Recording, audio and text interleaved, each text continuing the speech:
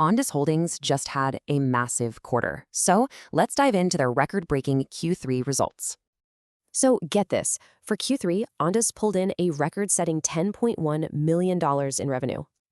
And to put that in perspective, that's a massive sixfold jump from this time last year. Their CEO says this momentum is all thanks to huge demand for their unmanned platforms.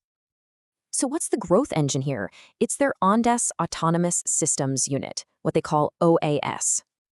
I mean, this one unit alone brought in basically all of it, a cool $10 million.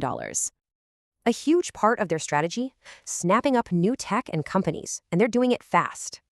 They've grabbed everything from counter-drone tech and ground robots to AI-powered sensors, really cutting-edge stuff. And the whole point is to mash all these new capabilities into one powerful, integrated system. What you get is this layered defense system, which is especially good at taking down rogue drones. And yeah, it's working. The OAS division now has a backlog of future orders over $22 million.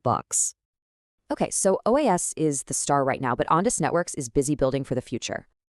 This part of the business is all about .16. Think of it as the new wireless standard for railroads. And here's the kicker. The entire rail industry just officially adopted this standard across all frequencies.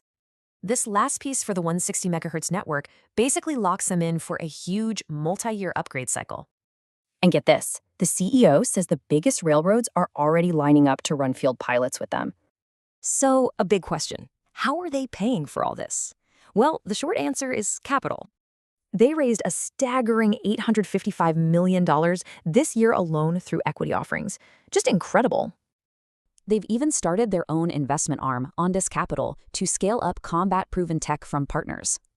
And that confidence shows. They've bumped up their 2025 revenue target and set a really bold one for 2026.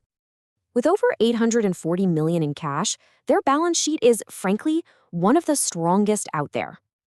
Like the CEO said, they're just doing what they said they would do, backed by a ton of cash. Which leaves you with one big question.